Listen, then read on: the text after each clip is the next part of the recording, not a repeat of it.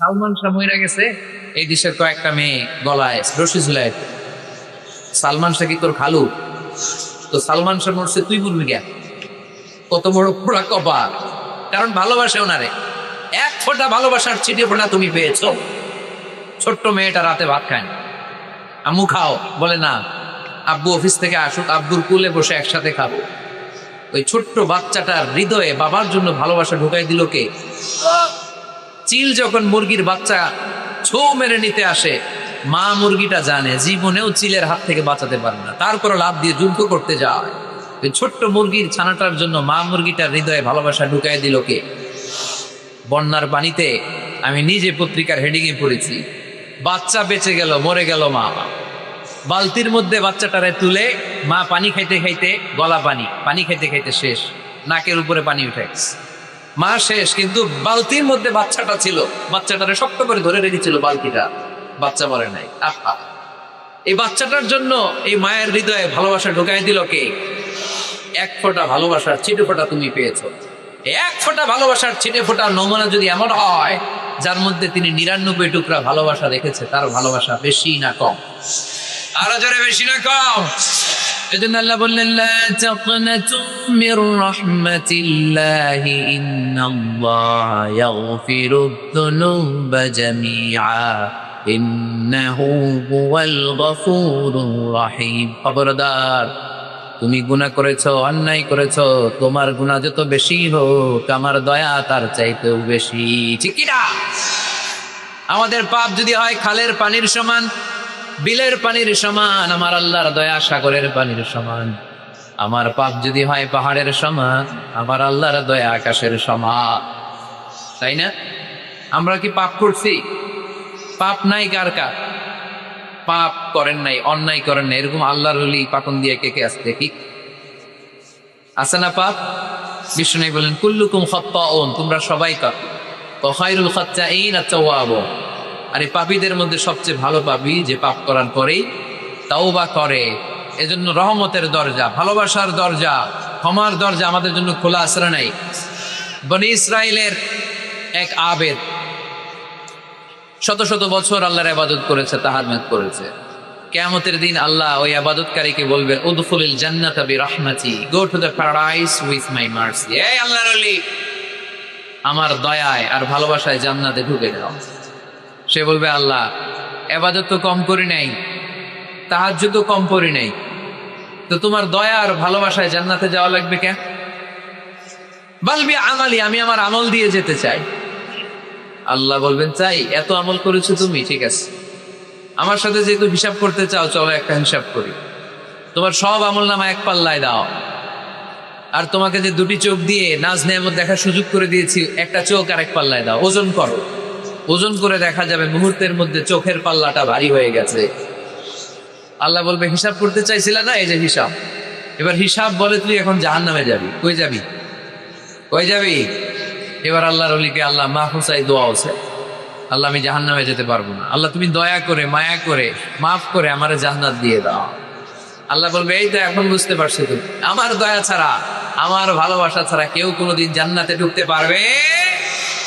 তখন আল্লাহ বলি, নুদখুলিল জান্নাতা বিরহমাতি, go to the paradise with my mercy, আমার দয়া, আমার ভালোবাসায় জান্নাতে ঢুকে যাও। এজন্য প্রিয় ভাইয়েরা, আমরা যেন কোনোদিন আমল নিয়ে বড়াই না করি। আমাদের এই ভাঙ্গাচুরা আমল মিজানের পাল্লায় উঠালে কোনো ওজন হবে?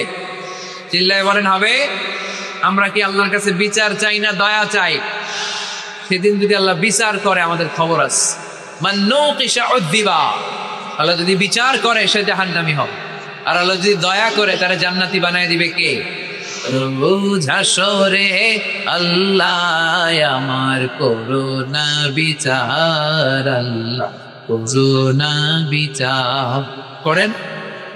রোজ হাসরে আল্লাহ আমার করুণা বিচার, করুণা বিচার, বিচার চাহি না কব দয়া চাহে, হে গুনাহগার, করুণা বিচার। পড়ে না, আমি বাবা মারে চিনল না, দোয়া নিতে জানলো না। অনেক দেখেছি এরকম, প্রতি বছর উমরা করে, বাপরে বাদ দেয় না, মারে বাদ দেয় না, ধরে মা বাবার রেখে তুমি কাবা ঘরে যে আল্লাহ রেখেছো, কপাল পোড়া, ঠিক কিনা? এজন্য আব্বা আম্মার কাছ থেকে দোয়া নিবে। এই রুকিয়াটা করবেন পাকুন্দিয়ার ভাইরা। আল্লাহ রাসূল সাল্লাল্লাহু আলাইহি ওয়াসাল্লাম আয়াতুল কুরসি পড়ে ফু দিতেন নিজের গায়ে। সূরা ইখলাস, সূরা ফালাক, সূরা নাস 3 কুল পড়ে ফু দিতেন।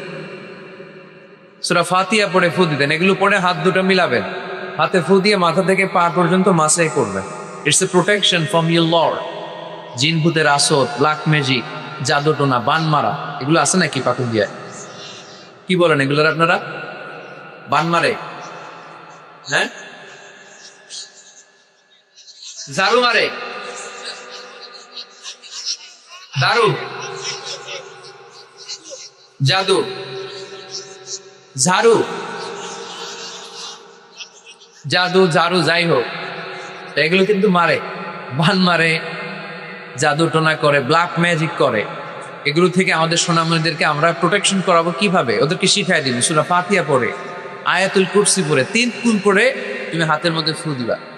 ফু দিয়ে মাথা থেকে পা পর্যন্ত তুমি নিজেই মাসেল করবা, তোমাকে প্রোটেকশন দিবে কে? আল্লাহ রাসূল সাল্লাল্লাহু আলাইহি ওয়াসাল্লাম বলেছেন, মান ক্বারাআ আয়াতাল কুরসি দুবরা কুল্লি সালাতিন মাকতুবাতিন লাম ইয়ামনাহু মিন দুখুলিল জান্নাতি ইল্লাল মাউত।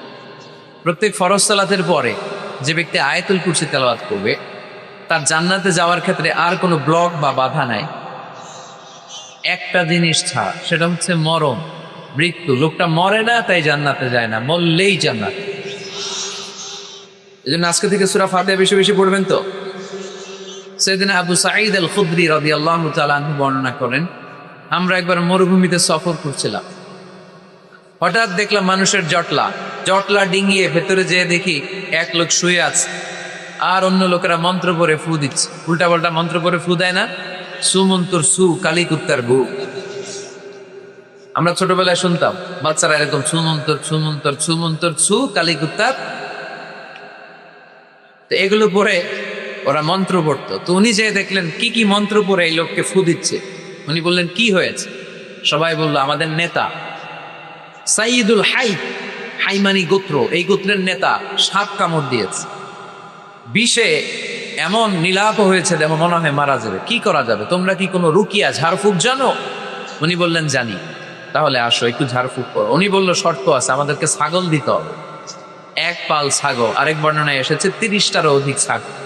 সবাই বলল আমাদের নেতা, এর যদি কিছু হয়ে যায় আমরা নেতৃত্ব শূন্য হয়ে যাব, ছাগল লাগুক আর ওট লাগুক, তুমি আসো। বাড়ি বাড়ি যে ছাগল এনে, ছাগল রেডি। সাইয়েদনা আবু সাঈদ আল খুদরি রাদিয়াল্লাহু তাআলা আনহু পড়তে আরম্ভ করলেন, আলহামদুলিল্লাহি রাব্বিল আলামিন আর রহমানির রহিম মালিকি ইয়াউমিদ্দিন ইয়্যাকা না'বুদু ওয়া ইয়্যাকা নাস্তাঈন اهدنا الصراط المستقيم صراط الذين أنعمت عليهم غير المغضوب عليهم ولا الضالين। আমিন। উনি এটা পড়ে ফু দিলেন। ফু দিতে দেরি, মুহূর্তের মধ্যে সোয়ালটা বসে গিয়েছে। আবার ফু দিছে, এবার দাঁড়ায় গেছে। আরেকবার ফু দিছে, হাঁটতে শুরু করছে, একেবারে সুস্থ। সবাই তো অবাক, টাসকি খেয়ে গেছে। আবু সাঈদ আল খুদরি রাদিয়াল্লাহু আনহু বলে, টাসকি পরে খাও, আগে ছাগল দাও। কারণ ছাগল দেওয়ার কন্ডিশন ছিল না, ওরা ছাগল নিয়ে আসছে। সাইয়েদনা আবু সাঈদ আল খুদরি রাদিয়াল্লাহু তাআলা আনহু আনন্দে এবার ছাগল নিয়ে সাহাবাদেরকে নিয়ে রওনা। প্রতিমধ্যে লেগেছে প্রচন্ড ক্ষুধা, তখন তারা কয়েকটা ছাগল জবাই করে খেয়েছে। খাওয়ার পরে পেট যখন ঠান্ডা, তখন ব্রেইন সচল। উনি চিন্তা করতে আরম্ভ করলেন, হায় রে, কোরআন দিয়া ঝাড়ফুঁক করে যে ছাগল নিয়ে আসলাম, এটা যে খাইলা, এই ছাগল নেওয়া জায়েজ হয়েছে কিনা এই মাসালা তো নবীরে জিজ্ঞেস করিনি, কিন্তু ছাগল তো অলরেডি পেটে যায় অজব। কি করা? মদিনাতে যে জিজ্ঞেস করবো। মদিনায় যেই আল্লাহ রাসূল সাল্লাল্লাহু আলাইহি ওয়াসাল্লামের দরবারে যে জিজ্ঞেস করলেন, ইয়া রাসূলুল্লাহ, এমন এমন ঘটনা, ঝাড়ফুঁক করে আমরা ছাগল এনেছি, এই জায়েজ হয়েছে? আল্লাহ রাসূল সাল্লাল্লাহু আলাইহি ওয়াসাল্লাম বলে, জায়েজ হয়েছে মানে? অবশ্যই জায়েজ হয়েছে, কোরআনের দাম বাড়ায় দিয়ে আর শুনি। ছাগল কিছু থাকলে আমার ঘরে পাঠায়। সুবহানাল্লাহ পড়তে পারলেন না? ওয়ালাকাদ আতাইনাকা, বুখারীর হাদিস, ওয়ালাকাদ আতাইনাকা সাবআম মিনাল মাসানি ওয়াল কুরআনাল আযীম। নবী হে, নিত্য পাঠনীয় সপ্তবাক্য দিয়েছি, যেই দোয়া পড়ে ফু দিতে দেরি অসুস্থ ব্যক্তি সুস্থ হতে দেরি হয়। এজন্য আল্লাহ ইরশাদ করেন, অনুনাজ্জিলু মিনাল কুরআনি মা হুয়া শিফাউন ওয়া রাহমাতুন লিল মুমিনিন ওয়া লা ইয়াজিদু যালিমিনা ইল্লা খাসারা। এই কোরআনকে আমি শিফা হিসেবে নাজিল করলাম, এই কোরআনকে আমি রহমত হিসেবে নাজিল করলাম, এই কোরআনকে আমি তোমাদের জন্য হেদায়েত হিসেবে নাজিল করলাম। তোমাদের কোরআন রহমত এনে দিবে, বরকত এনে দিবে, শিফা এনে দিবে, কিন্তু জালেমদেরকে কিছু এনে দিবে না। ঠিক না? ওয়ালা ইয়াজিদিল যালিমিনা ইল্লা খাসারা। জালিমদের অকল্যাণ করবে, জালিমদের কল্যাণ নাই এই কোরআনে। জালিম যদি হেদায়েতের নিয়তে কোরআন পড়ে তাহলে কল্যাণ পাবে, তা না হলে কল্যাণ পাবে না। তো এখন থেকে আমরা যদি অসুস্থ হয়ে যাই, যেই সূরাটা পড়ে আমরা ঝাড়ফুঁক করবো, সূরাটার নাম আরো জোরে বলেন, ফাতিহা। এই সূরাটা কোরআনের ধারাক্রম অনুসারে 1 নম্বর সূরা, নাম্বার 1। কয় নাম্বার? 1 নম্বর। এই সূরাটা মক্কাতুল মুকাররমায় নাজিল হয়েছে, তাই এটি মাক্কি সূরা। কি সূরা? মাক্কি সূরা। এই সূরার আয়াত সংখ্যা 7টি। কয়টি? এবার আমি প্রশ্ন করব, আপনারা উত্তর করবেন আওয়াজ করে। সূরার নাম, ক্রমিক নাম্বার, আয়াত সংখ্যা। সূরাটা মাদানী। কি সূরা? মনে থাকবে তো? আসলে প্রতিদিন এই সূরাটা পড়ি, এই সূরাটার তাৎপর্য কি, মর্মবাণী কি আমাদের জানার দরকার আছে না? কিন্তু আমরা অনেকেই জানি না। জানি? আরব বিশ্বে দেখবেন, ওনারা যখন তারাবির সালাত পড়ে, আযাবের আয়াত আসলে কাঁদে। পাকুন দিয়ে আপনারা কাঁদেন? জান্নাতের আয়াত আসলে দরাজ গলায় তেলাওয়াত করে। আপনারা কি করেন? আমরা করি না। কারণ ওনারা কি পড়ছেন সেটা তাৎপর্য আর মর্মবাণী ওনারা অনুভব করছেন। গত বছরের আগের বছর না, গত বছর আমি হজে শাইখ আব্দুর রহমান আসুদাইসির পেছনে নামাজ পড়লাম। উনি যখন সূরা কুরাইশ তেলাওয়াত করছেন, ফালিয়াবুদু রাব্বা হাযাল বাইত, এটা বলে তিনি কেঁদে দিলেন।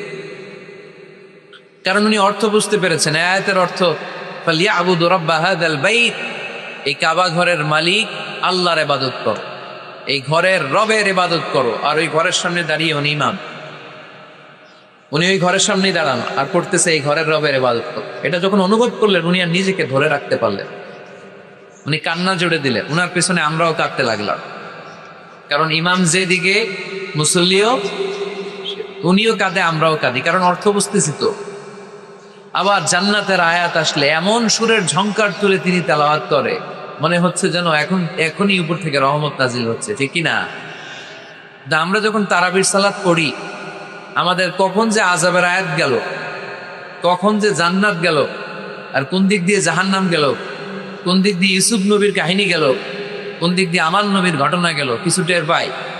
শুধু আমরাই টের পাই না এমনটা না, যিনি পড়াচ্ছে উনিও টের পায়। ঠিক কিনা?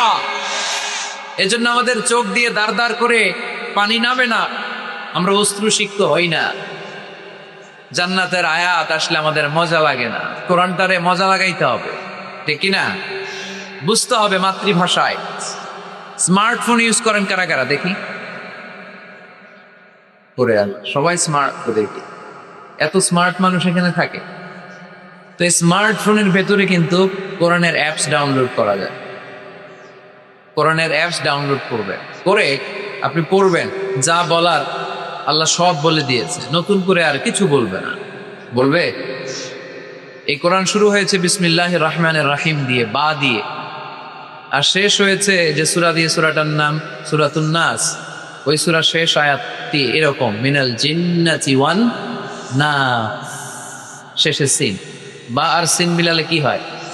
বাস। এবার বাসে চড়ে কিশোরগঞ্জ শহর যাবেন? এই বাস কি ওই বাস? না, এই বাস মানে যথেষ্ট, বাস মানে এনাফ, সাফিসিয়েন্ট। মাঝে মাঝে এরকম হয়, আমরা খাচ্ছি, আমাদের পাতে খাইতে পারি না, আরো তুলে দেয়, কারণ হুজুর একদিন পাইছে, খাওয়াই আজকে মাইরা ফেল। তা আমরা বলি বাস বাস, আর লাগবে না ভাই, আর পারছি না, বাস মানে যথেষ্ট আমার জন্য। তো আল্লাহ বুঝাতে চাইলে 30 পারায় যা দিয়ে দিছি হেদায়েতের জন্য, বাস। যথেষ্ট।